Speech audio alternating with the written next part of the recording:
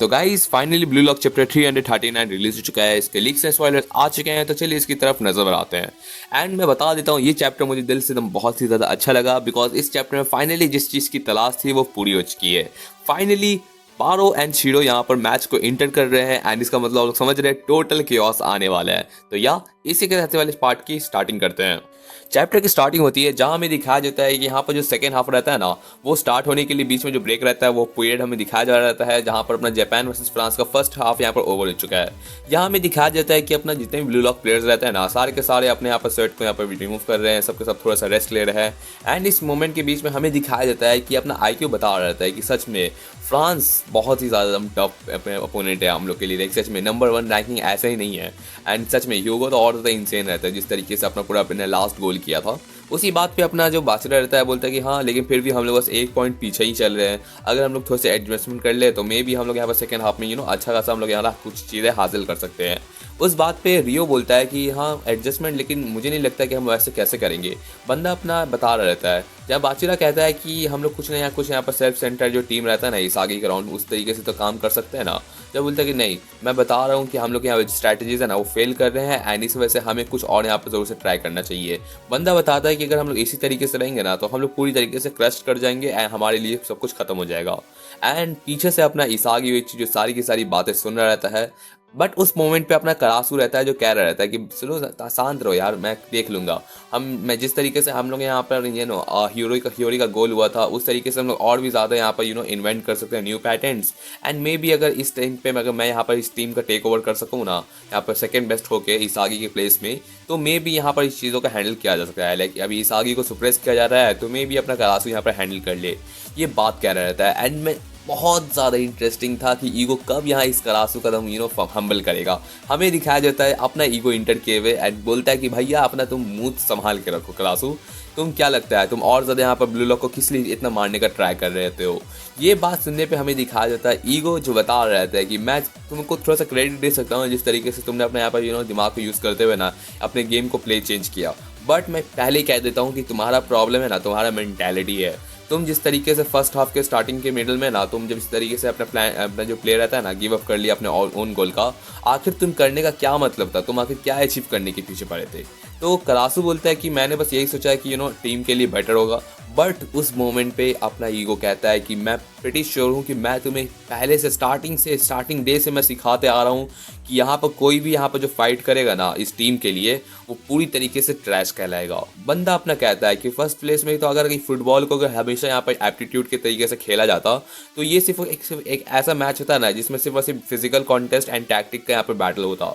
And इसी वजह से बंदा अपना कहता है कि जैसे फ्रांस कंट्री है ना जिसने यहाँ पर पूरा का पूरा इस तरीके से एनवायरनमेंट को डेवलप किया है, जहाँ पर वो परफेक्टली यहाँ पर सारे के सारे डिफरेंट टाइप के जो भी उन लोग के यहाँ पर फीचर्स रहते हैं ना उन सबको असेंबल करके बेस्ट पोजीशन के लिए बेस्ट टैलेंट को इमर्ज किया है, वो यहाँ पर हासिल हुआ है। लेकिन अगर इस तरीके से जो फ्रांस रहता है जिसके पास सुपीरियर टीम रहती है, अपना स्टार्टिंग से इस तरीके से टैलेंट बेस्ड सिलेक्टेड एप्टीट्यूड रख रहते हैं, तो उस बात पे यहाँ पर क्या बोलते हैं कि बंदा अपना कहता है कि अगर जापान अगर इस तरीके से करने का कोशिश करेगा तो क्या लगता है ये सेम रहेगा। नहीं, आंसर गलत है, बिकॉज यहाँ पर इस तरीके से जो स्टार्टिंग से ये लोग अपना करते आ रहा है एंड हम लोग अभी तुरंत इस चीज़ को अगर एक्सेप्ट करेंगे तो हम लोग पीछे रह जाएंगे एंड हम लोग इस लोग के यहाँ पर बराबर नहीं आ पाएंगे, एंड इसी वजह से हम लोग वीक कहलाते हैं। तुम इस चीज़ को कभी चेंज नहीं कर सकते, ना ही तुम अपने यहाँ पर लिविंग को या ना एप्टीट्यूड की तरीके से ला सकते हो। एंड जिस पॉइंट पर बंदा अपना साथ में यही कहता है कि अगर इस तरीके से यही प्लान के साथ ही मैंने यहाँ पर हर एक स्ट्राइकर को कहा था कि वो एक यहाँ पर स्ट्राइकर का पोजीशन को यहाँ पर हासिल कर सके, एंड यही फिलोसफी के साथ यहाँ पर जो अपना ब्लू लॉक रहता है ना वही यहाँ पर इस तरीके से प्रोड्यूस हुआ है। एंड इमेजिन करो कि अगर तुम्हारे पास 100 जिंदगियाँ हैं तो उसमें कितने बार तुमको लगता है कि तुम नंबर 1 बन सकते हो यहाँ पर स्ट्राइकर पूरे वर्ल्ड के। अगर उसमें सारी की सारी पॉसिबिलिटीज़ रहती है ना उन सबको निकाल दिया जाए एंड कोई मिरेकल भी पॉसिबल हो सके ना, तो जो पॉसिबिलिटी रहती है ना कि तुम्हारा नंबर 1 बनने का वो सिर्फ और सिर्फ एक टाइम रहता है। एंड इसी वजह से मैं यहाँ पर तुम लोग को इस तरीके से यहाँ पर लिविंग करवा रहा हूँ ताकि तुम सारा का सारा मीन्स उस एक पॉसिबल पॉइंट के लिए लगा दो ताकि तुम वर्ल्ड के नंबर पॉइंट यहाँ पर बन सको। इसके बाद अपना जो इसागी जो इस सब बात को थोड़ा सा एक्सेप्ट कर रहा रहता है, अपना करासू बोलता है ठीक है, लेकिन अगर आप लोग इस तरीके से कह रहे थे तो हम लोग करने का क्या प्लान है। इस तरीके से अगर हम लोग यहाँ पर चाह रहे कि स्ट्राइकर के प्लेस से ही खेले तो आगे हम लोग को कुछ आइडिया बताइए कि हम लोग कैसे यहाँ पर नेक्स्ट सेकंड हाफ को यहाँ पर डोमिनेट करें। एंड उसी बात पे अपना बोलता है कि हाँ हाँ मैं बता रहा हूँ तुम्हें कुछ नया की ज़रूरत है, एंड इस वजह से मैं कुछ चीज़ों को यहाँ पर हटा रहा हूँ एंड कुछ नई चीज़ों को अप्लाई कर रहा हूँ। बंदा बताता है कि मैं यहाँ पर जो टैक्टिक रहता है ना अपने इसागी को एकदम सेल्फ सेंटर बना के चलने का, उसको रिमूव कर रहा हूँ टेम्परेली। एंड बंदा यहाँ पर डिसाइड करता है सारा का सारा जो सेकेंड हाफ रहेगा ना उसके लिए यहाँ पर टीम फॉर्मेशन एंड कौन लोग हटने वाला है और कौन लोग यहाँ पर इंटर करने वाला है। जिसके बाद हमें दूसरी तरफ दिखाया जाता है अपने यहाँ पर क्या बोलते हैं सारा का सारा फ्रांस का रहता है ना टीम, वो सारा का सारा यहाँ पर रेस्ट कर रहे रहते हैं। एंड उस मोमेंट पे वहाँ का एक बाल टाइप का बंदा है अपना कोच, एकदम मेरे को इसको देख के एकदम काइजर की याद आती है, जो कहता है कि तुम लोग एकदम सबसे ज़्यादा स्ट्रॉन्गेस्ट जनरेशन हो, गॉड के एकदम चूजन किए हुए हो, सारे के सारे 100 साल में एक बार आने वाले। एंड बंदा अपना कहता है कि फ्रांस की हिस्ट्री में तुम लोग यहाँ पर फुटबॉल को बदलोगे, ब्ला ब्ला ब्ला, अपनी एक्सेप्शनल वाली बातें कर रहता है। एंड इस वजह से हिस्ट्री को क्रिएट करो, अपना थोड़ा सा मोटिवेशन करेगा और क्या ही करेगा।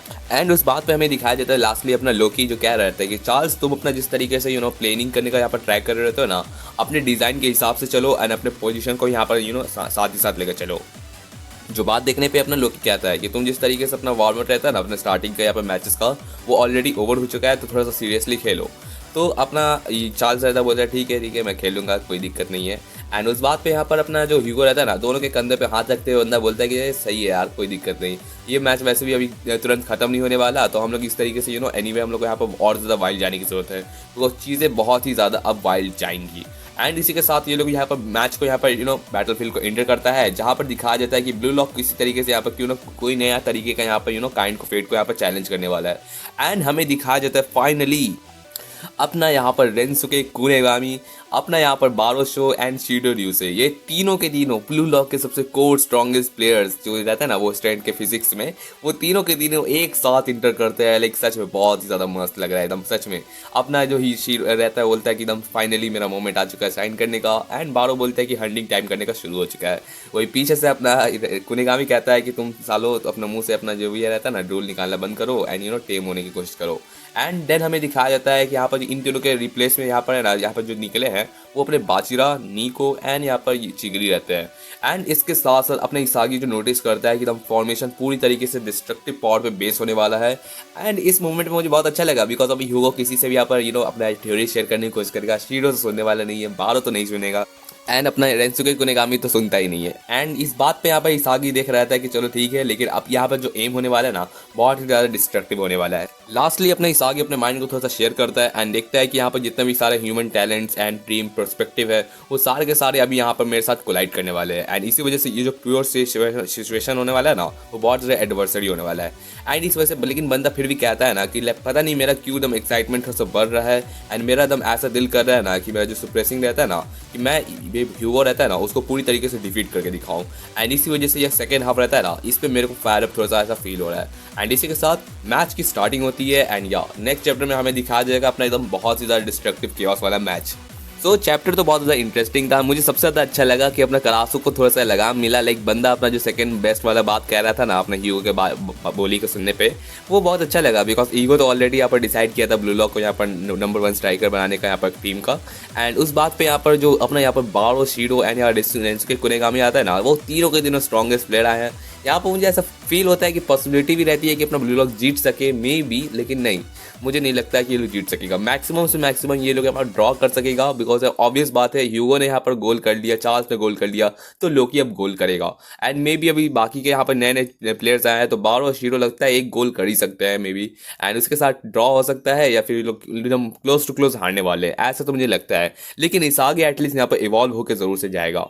एंड मेरा एकदम सच में दिल करता है ना कि अपना ह्यूगो और यहाँ पर ईगो को एक रूम में बंद कर दो एंड सोचो कि इन लोगों का कैसा बातचीत होगा। ईगो जो यहाँ पर सारा का सारा मैकेनिज्म बताता है एंड ईगो जो पूरी तरीके से ईगो इस टाइप का रहता है, तो ये सब चीज़ें देखने में तो बहुत मजे आएंगे। एंड या नेक्स्ट चैप्टर में हम लोग यहाँ पर पूरा का पूरा केओस वाला मैच किक ऑफ होगा।